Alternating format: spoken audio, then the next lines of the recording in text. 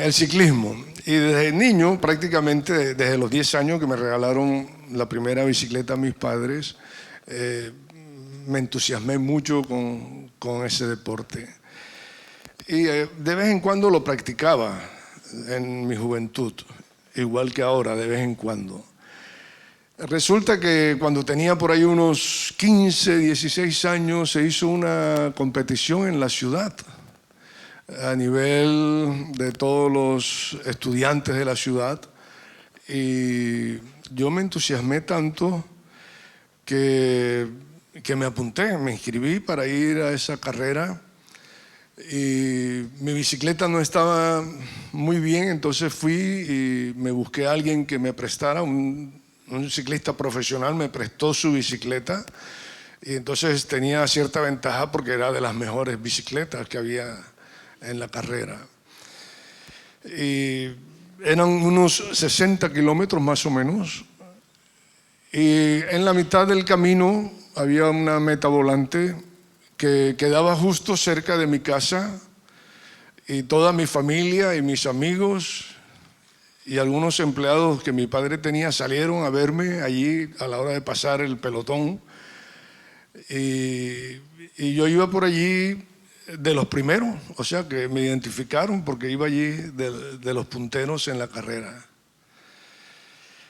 Cuando llegué arriba, donde tenía que recomenzar la carrera, ya no pude más. Tuve que bajarme de la bicicleta, tuve que rendirme, terminé agotado, débil, las piernas temblándome, debilitado, muy debilitado y frustrado sobre todo. La carrera siguió y mis familiares y amigos se quedaron pendientes y vieron que no pasé. Para mí fue muy decepcionante y fue una experiencia que no podré olvidar.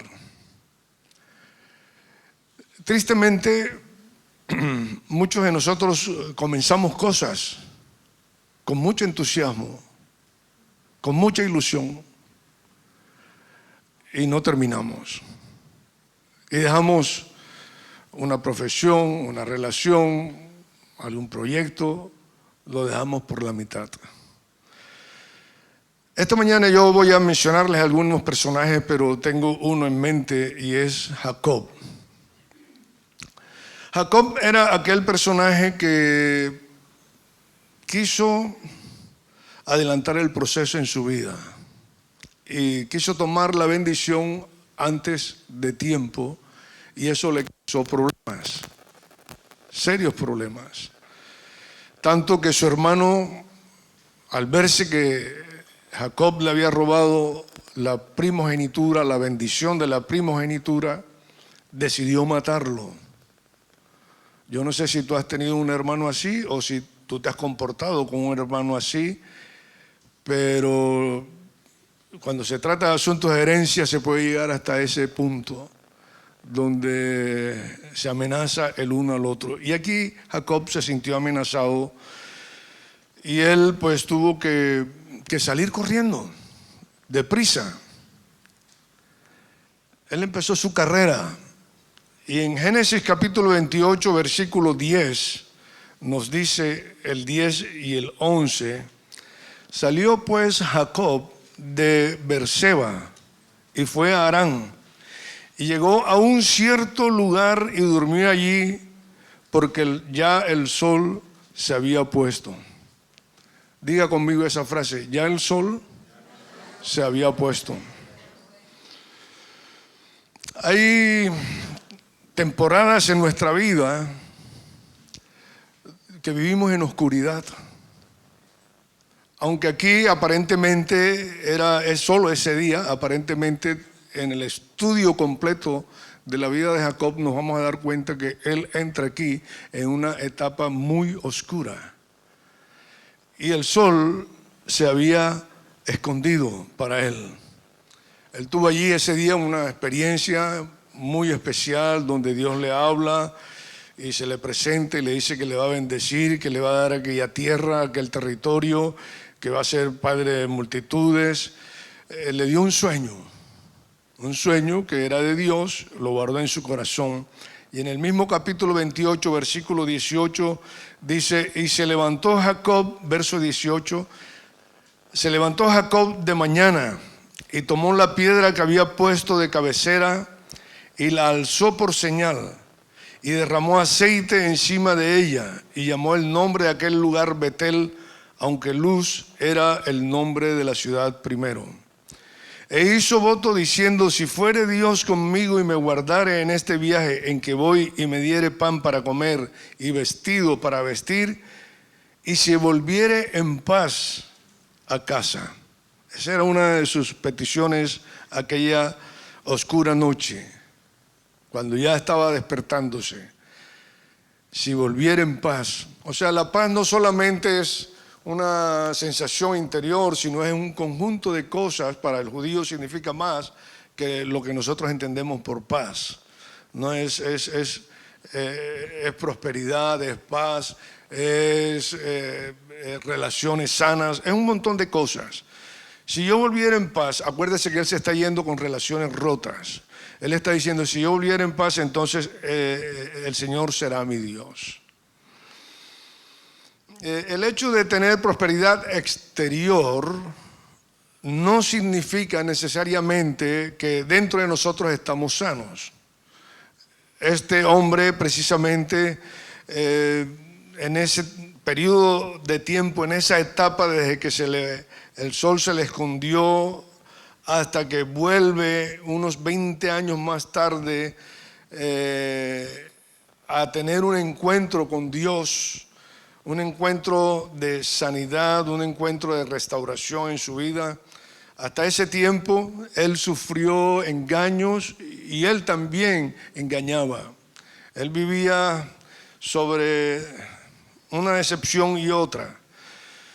Pero aquella noche de la cual les estoy hablando, donde el Señor se le presenta y el ángel está luchando con él y le cambia su nombre y le dice, ya no te vas a llamar más Jacob, sino que te vas a llamar Israel.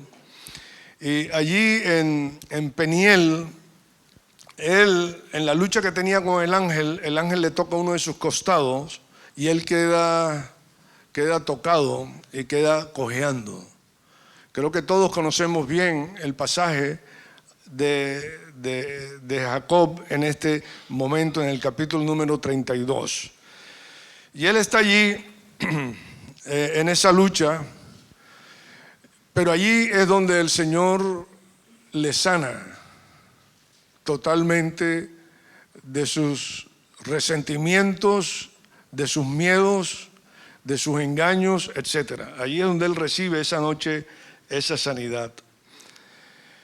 Y yo creo que es necesario tener este tipo de encuentros con Dios, porque ello lo que hace precisamente es hacernos el tipo de hombre o de mujer que Él se propone que nosotros seamos.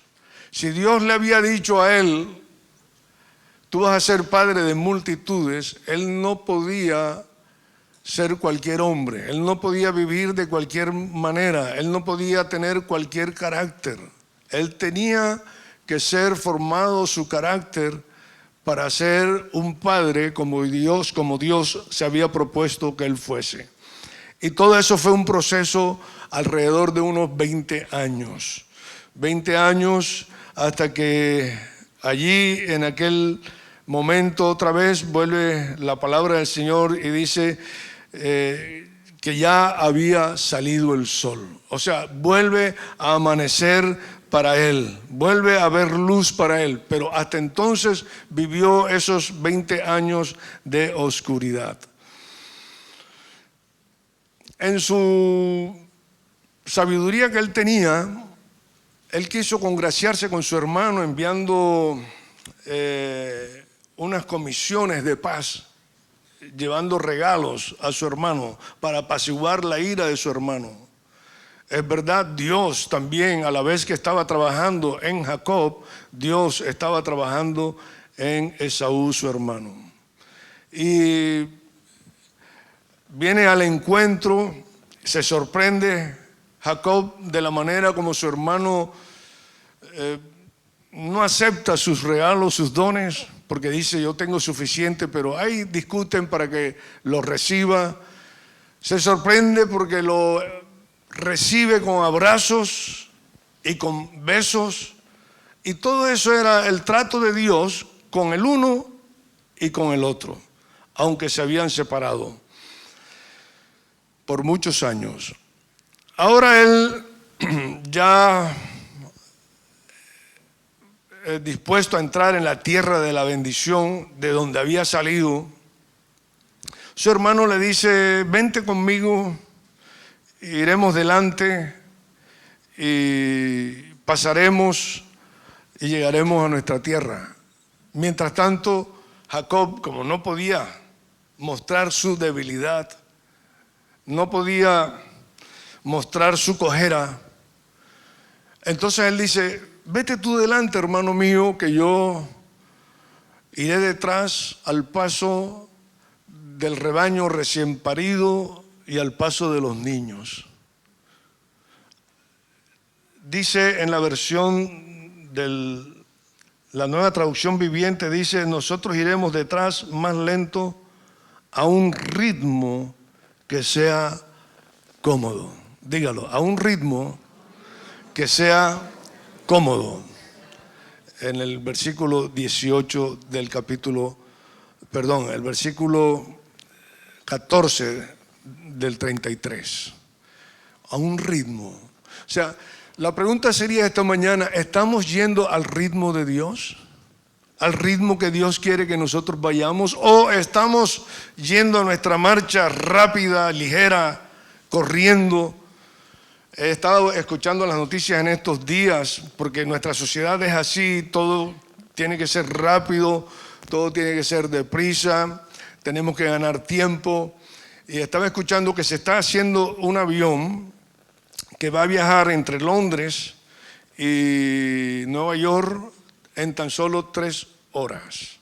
Un avión de pasajeros, no es militar, un avión de pasajeros. Va comercial, un avión comercial, en 3 horas van a estar allí en los que quieran estar. Yo no sé si coger ese avión, pero los que quieran ir rápido pueden irse, yo me voy en el otro, a mi tiempo, a mi marcha. ¿Qué sucede? Que queremos todo lo más rápido posible. La sociedad, el mundo va a una velocidad de prisa. La iglesia misma quiere ir a una velocidad de prisa. ¿Hemos entendido cuál es el ritmo de Dios para la iglesia, para tu vida, para mi vida? ¿Nos hemos dejado tratar por el Señor para ir a la marcha que Dios quiere que nosotros caminemos? Uno de los ejemplos es este. Dice también Génesis 33, 18, después Jacob llegó sano y salvo, como él había pedido. Yo quiero regresar en paz. Y aquí está resumiendo. Llegó como... Esta mañana yo no dudo de la salvación de nadie, porque la salvación es un asunto totalmente de Dios y tuyo. Nadie puede opinar sobre tu salvación. Es algo que Dios te ha dado a ti, igual que a mí, solo por su gracia. No la merecíamos. Sin embargo, después de muchos años de ser pastor, y siendo pastor precisamente, creo que no estamos lo suficientemente sanos. Y creo que esa es una obra que el Señor tiene que hacer para no ir a nuestro ritmo, sino ir al ritmo de Él. Necesitamos sanidad. La iglesia, el creyente necesita sanidad. El asunto, vamos a llegar salvos, pero no sé si vamos a llegar sanos. El propósito de Dios es que lleguemos como salvos y sanos.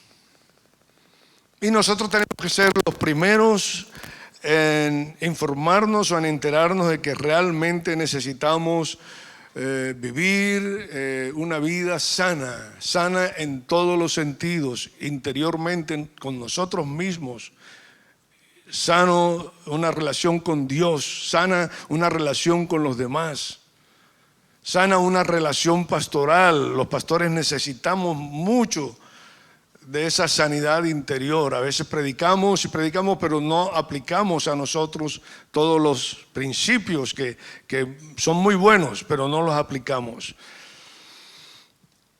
Como decía, esto es una carrera no de 100 metros, donde puedes emplear todo lo que tú quieres. A mí me pasó que yo pensé, pues yo puedo con esta carrera, pero solo pude hasta la mitad. Era más que eso. Solo pude pasar la meta volante, era más que eso, había una meta final. Y muchos de nosotros estamos corriendo, a veces sin sentido y sin propósito, como decía Pablo, a veces como golpeando el viento. Y no estamos corriendo con toda la sabiduría y con toda la gracia que debemos hacerlo. Así que la vida cristiana, vamos a ir al libro de Hebreos, en el capítulo número 12. Todos nosotros conocemos el 11, y en Hebreos 12 dice: por tanto, habiendo alrededor de nosotros tan grande nube de testigos, la nube de testigos que había en el versículo 11, entre ellos estaba Jacob. Entre esa nube de testigos estaba él. Ellos tuvieron muchas contrariedades, muchas oposiciones, muchas persecuciones.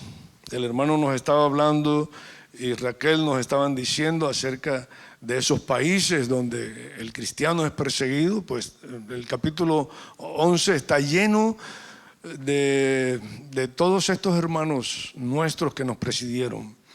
Y ahora el 12 dice: por tanto, nosotros también, teniendo en derredor nuestro tan grande nube de testigos, despojémonos de todo peso y del pecado que nos asedia. Esto es una carrera, como dice, donde tenemos que despojarnos de todo peso. Estos lectores sabían muy bien de lo que el escritor estaba hablando, porque existían las Olimpiadas, y cuando la gente se preparaba para las Olimpiadas, en su ejercicio ellos se ponían un peso extra encima para prepararse a fondo, porque esta es una carrera a fondo, esta es una maratón. Y entonces ellos se cargaban más de la cuenta, y a la hora de ir a la competición donde iba a haber premio, se despojaban del peso, iban mucho más livianos y podían ser candidatos a ganar la competición. Entonces de eso se está tratando aquí. Ellos tienen esa forma de entender que esta es una carrera, que estos hermanos nuestros del capítulo 11, ya ellos terminaron su carrera y ahora nosotros tenemos que entrar en el relevo. Debemos saber entrar en ese relevo. Estaba escuchando acerca de la competición de los relevos y estaba viendo yo que... ¿Esto me lo pueden abrir, por favor? Estaba viendo yo que ellos en el relevo, más que estar mirándose el uno al otro, lo que tienen es que tener un buen oído. Gracias.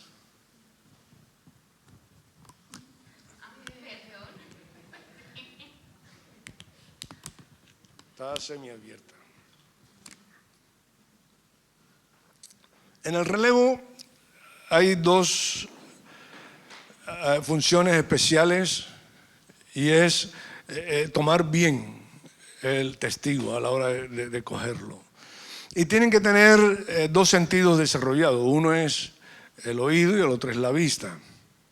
Tener un buen sistema locomotriz, si no se tropieza el uno con el otro.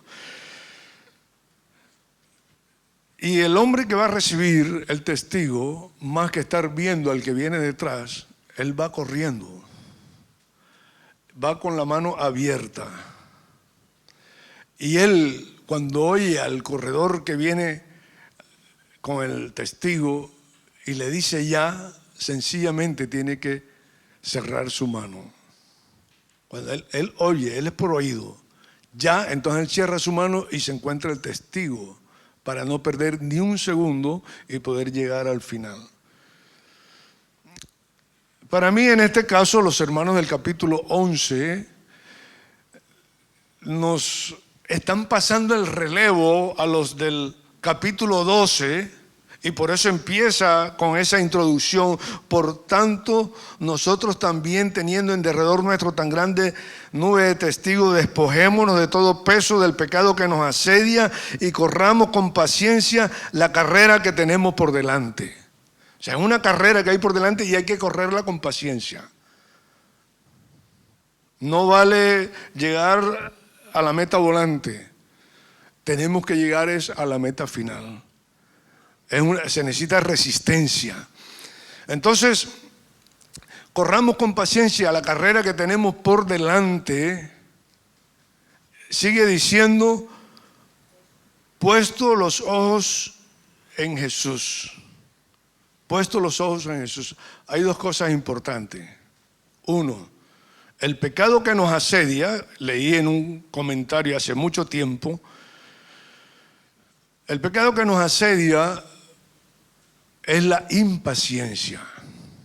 Por eso está haciendo énfasis que en esta carrera lo que necesitamos es paciencia.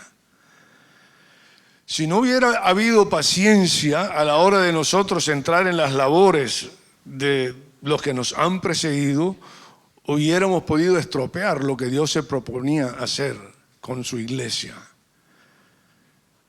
El querer hacer las cosas deprisa, el querer levantar ministerios rápido, el querer formar líderes a la fuerza, sería un daño mayor para la iglesia que mejor. Entonces, de allí hay que correr con paciencia esta carrera, porque la impaciencia es el pecado que nos asedia. Por eso la sociedad nos lleva a eso, a la prisa, todo rápido, ligero. Y el otro punto, el otro secreto importante es puesto los ojos en Jesús. Por muy buen pastor que sea, por muy buen apóstol, por muy buen evangelista, los ojos tienen que estar puestos en Jesús. Él es, dice, el autor, el consumador de la fe, el cual por el gozo puesto delante de él sufrió la cruz, menospreciando el oprobio, y se sentó a la diestra del trono de Dios.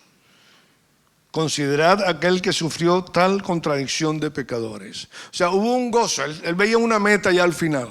Él sufrió todo lo que sufrió de los pecadores, y el sufrimiento de la cruz y el dolor de los latigazos. Él sufrió todo eso porque delante él tenía una meta. Delante tenía y la veía con gozo. No la veía con frustración, ni desánimo, ni quejas. Veía que el fruto de la aflicción de su alma iba a ser mucho, de tal manera que nosotros somos resultado y fruto de ello. ¿Quiere darle un aplauso a Jesús por eso?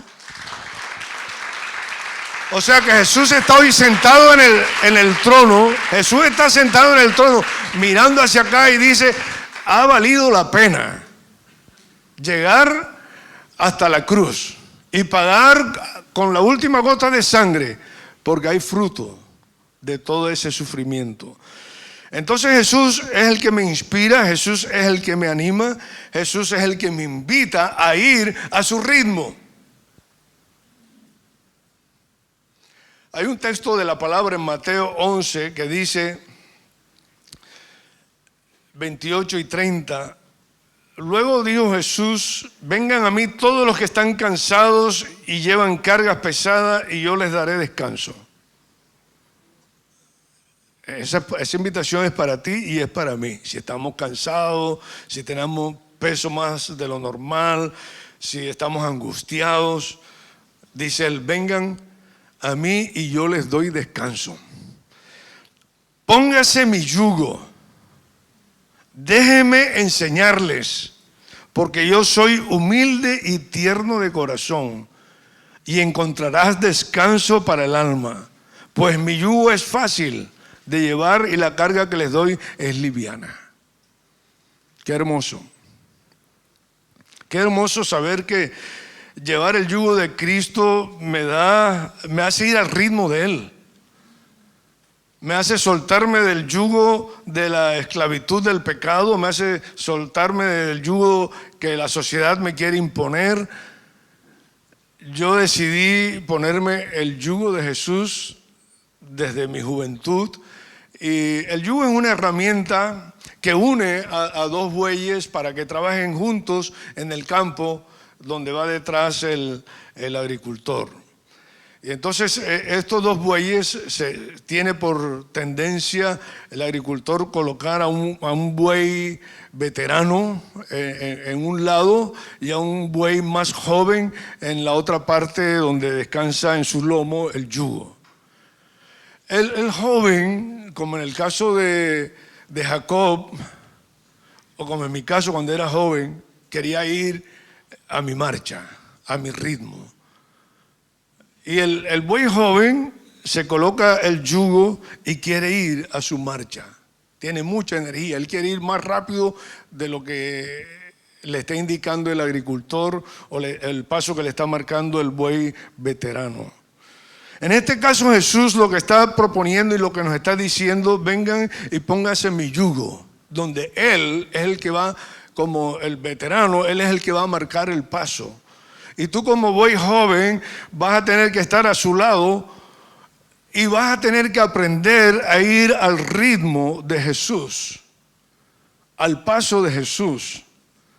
No en tus prisas, no en tus carreras, sino en el tiempo indicado por Dios, en los momentos escogidos de Dios para tu vida. Y eso tú lo vas a aprender al lado de Él. Entre más nos revelamos a esa verdad, más daño nos hacemos en nuestros lomos y más difícil se hace la carga. Por eso aquí está diciendo: si llevas mi yugo, yo te voy a enseñar. Ese yugo es fácil. O sea, el primero que nos quiere enseñar es Él. El yugo es fácil, la carga se va a hacer ligera. Porque a muchos de nosotros, los pastores o los creyentes que estamos aquí esta mañana, ¿por qué se nos hace tan difícil muchas cosas? Primero, porque no es la carga que Dios nos ha colocado. Igual puede ser porque no estamos andando con el yugo correcto que tenemos que andar, donde Él sea el que marque el paso en nuestras vidas. Así que tomar el yugo de Jesús nos facilita, nos ayuda, nos aligera el peso y podemos ir en su paso. Esto lo tengo muy claro porque, como dije, desde joven estoy andando en los caminos del Señor y he tenido que renunciar a muchas cosas por el Señor. He tenido que decir sí a cosas que no eran fáciles por el Señor. Y yo recuerdo que por esa temporada de 15, 16 años, mi pastor me llamó un día y me dice: Andrés, el viernes día tal vas a predicar en público. Yo había predicado a los jóvenes, pues era lo que me encontraba cómodo haciendo, pero predicarle a un público mayor nunca me había atrevido. Entonces él me dice: el viernes día tal tú vas a predicar en la iglesia. Entonces yo me preparé el mensaje. El Señor me llevó, por eso lo tengo claro, el Señor me llevó al pasaje donde el discípulo o los futuros discípulos de Jesús, a los que Él estaba buscando, llegaban a Él y el Señor les decía: entiende que el Hijo del Hombre no tiene donde recostar su cabeza. Así como las zorras tienen guarida y las aves tienen nido, el Hijo del Hombre no tiene donde recostar su cabeza. Le decía a otro: sígueme, y el otro dice: deja que primero entierre a mi padre. Esos eran candidatos, pero no llegaron a ser discípulos de Jesús. Cuando la voz del Señor llega a nosotros y nos dice: sígueme, nosotros debemos ser como en este caso Pedro, que dice: Señor, nosotros lo hemos dejado todo y te hemos seguido. Así debe ser nuestra disposición por el Señor. Así que lo tuve claro, que el discipulado era tomar la cruz y seguirle. Tener el yugo de Jesús, recibir la cruz, va a ser sacrificio, va a ser esfuerzo, va a ser abnegaciones, pero va a ser ligero porque el Señor está contigo. Entonces no tengas temor, en este caso, de recibir los retos que el Señor ha puesto en tu vida. Como es una carrera, debemos prepararnos, debemos entrenarnos. Yo creo que está muy bien el hecho de estar viniendo a oír la palabra, de venir con los hijos, de tener nuestros devocionales familiares. Todo eso edifica, todo eso ayuda. Pero aún debe haber más cosas. Vivir una vida totalmente piadosa, entregada al Señor. Ahí en Timoteo 4:6 dice, Timoteo, si les explicas estas cosas a los hermanos, serás un digno siervo de Cristo Jesús, bien alimentado con el mensaje de fe y la buena enseñanza que has seguido. No pierdas tiempo discutiendo sobre ideas mundanas y cuentos de viejas. En lugar de eso, entrénate para la sumisión a Dios. ¿Qué dice? Entrénate. O sea, acuérdese, es una carrera, es una mentalidad que estamos teniendo de un deportista que se prepara para buscar un premio al final en su competición. Y cosa muy buena que debemos hacer en esta carrera, nosotros los creyentes, es entrenarnos, como está diciendo aquí la palabra, para la sumisión a Dios. Eso no es fácil, por eso hay que tomar el yugo de Jesús. No es nada fácil para nosotros, pero es un entrenamiento. Un poquito aquí, oigo al Señor, cedo, obedezco y sigo. Me pido un poco más, pues oigo al Señor, cedo, obedezco y sigo. Entrénate, eso es un entrenamiento. Eso no es de un día para otro. Entrénate en ello para la sumisión a Dios.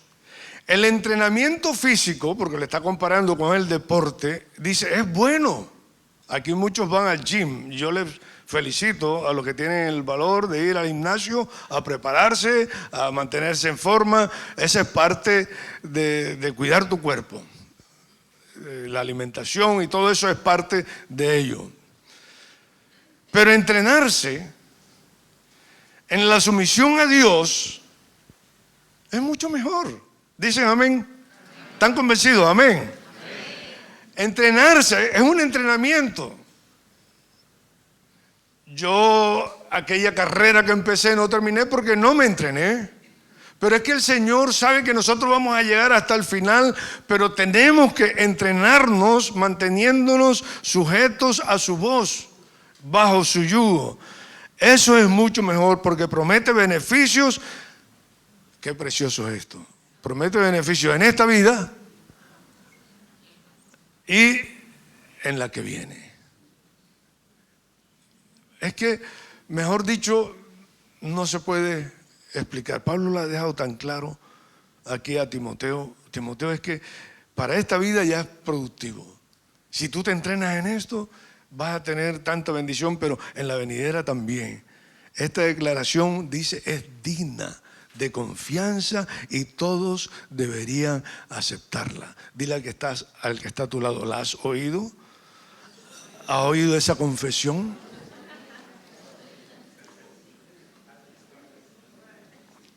No se me duerman. Por eso les digo que hable el uno con el otro. Vale la pena recibir las disciplinas de Cristo.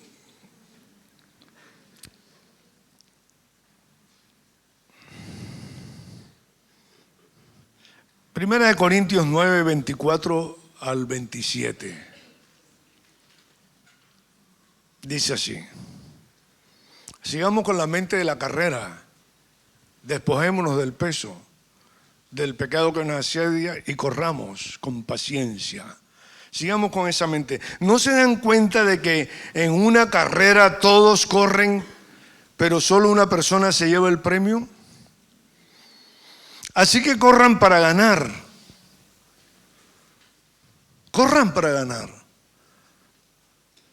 No perdamos el tiempo. Todos los atletas se entrenan con disciplina.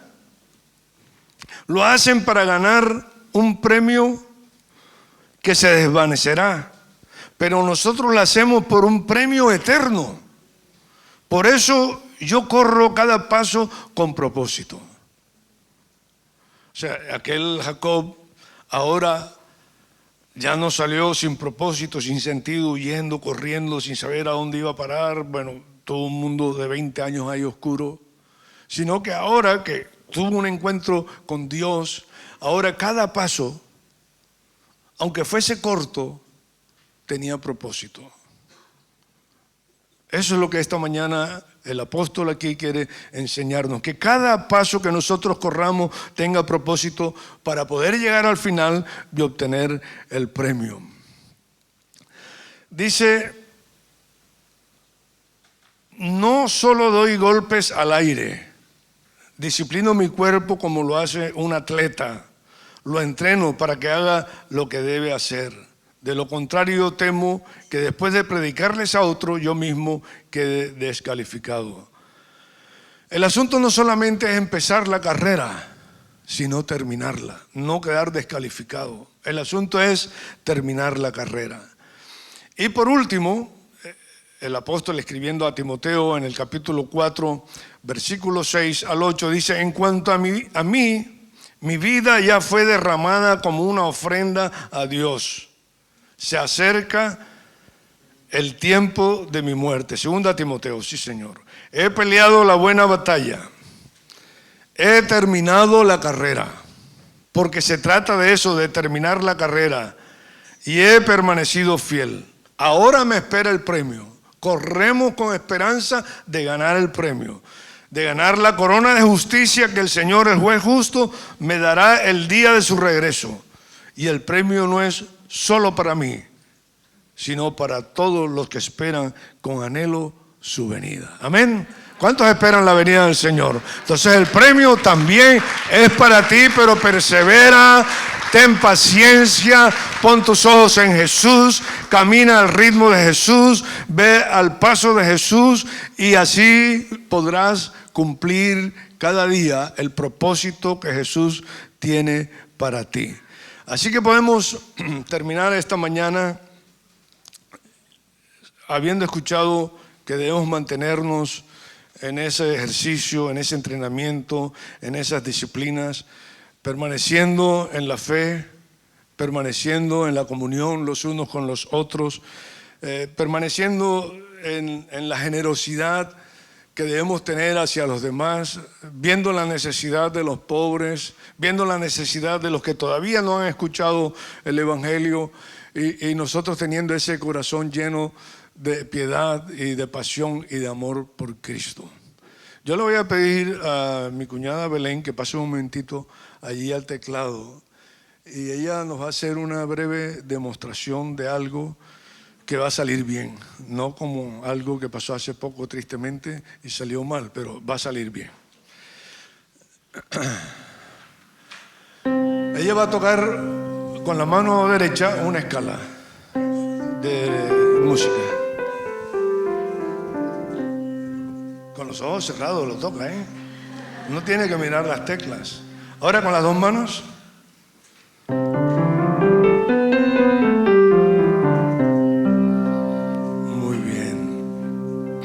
¿Desde qué edad estás estudiando música, Belén? 7, 8 años. No te pregunto la que tienes para no... Pero lo que sabe de música no le vino por oración. Lo vino por entrenamiento. Le vino por práctica. De año tras año. Estar detrás del teclado dándole de tal manera que puede tocar hasta con los ojos cerrados.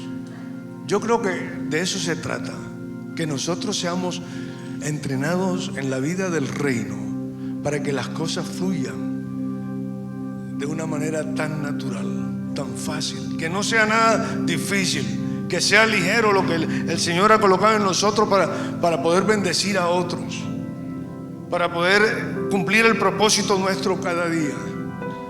Claro, Belén no ha estudiado solo para tocar escalas. Yo nunca he ido a un concierto, vamos a escuchar la escala que bien la toca el mejor pianista que tenemos. No.